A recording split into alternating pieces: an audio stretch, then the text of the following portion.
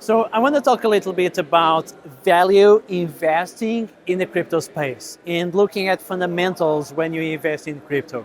And I know that over the last 2 or 3 years, it's very hard to just invest in crypto based in fundamentals because currently crypto is very disconnected from fundamentals, right? Starting from meme coins. Over the last 2 years or so, most meme coins that don't have any fundamental value, they don't have any utility, but they give some of the investors 100x, 1000x return on investment. But this is only, of course, a very small part of the meme coins, maybe 0.1% of the meme coins, because 99.9% of meme coins go straight to zero. You can check any meme coin, 99.9% of the meme coins launched over the last 2 years, they already declined 99.999% of the price, right? Meme coins are a negative sum game for investors. Now, there are other alternatives out there, and just people need to look at projects with intrinsic value. And when I say projects with intrinsic value, how do you find these projects? What am I talking about when I say intrinsic value?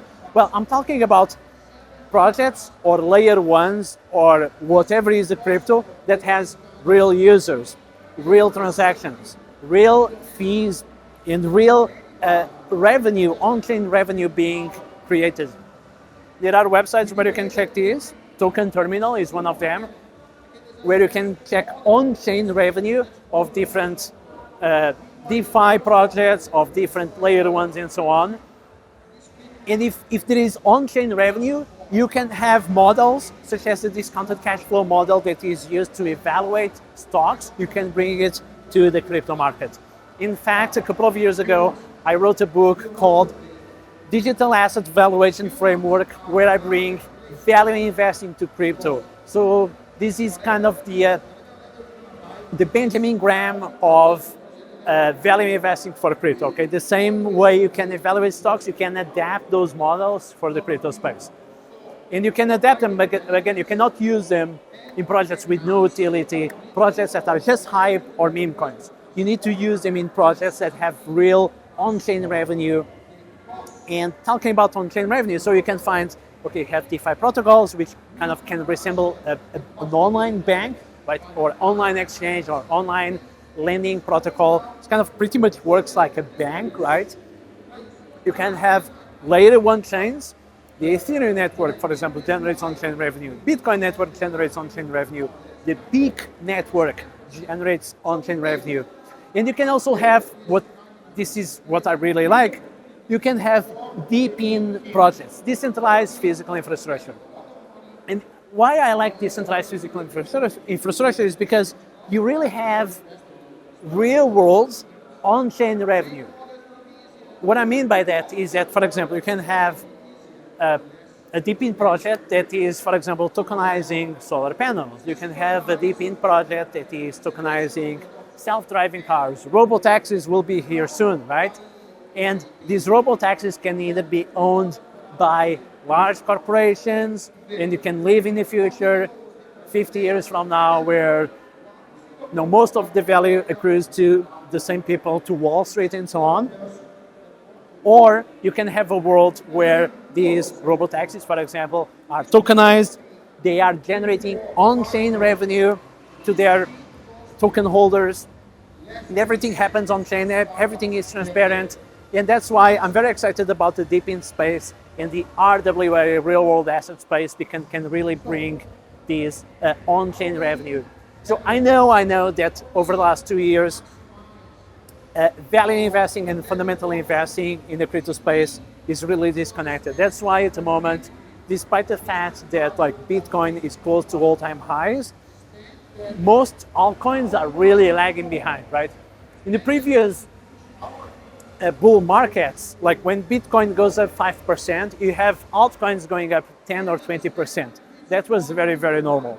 But unfortunately, during the current bull market, I think we can say that we are in a bull market for the last 2 years or so, because in November 2022, Bitcoin was like at $17,000. And now Bitcoin is at this precise moment, I don't know, 110, It went all the way to 120,000.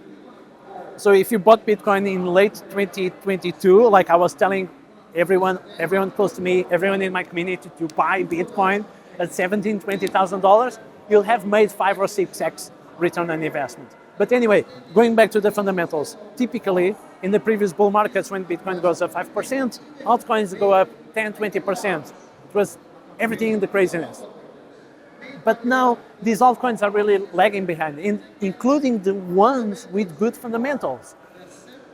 So this is kind of a bit sad to see in the market, but I think the market will touch grass again, okay? The market will need to relearn again what's real value and distinguish between price and value, right?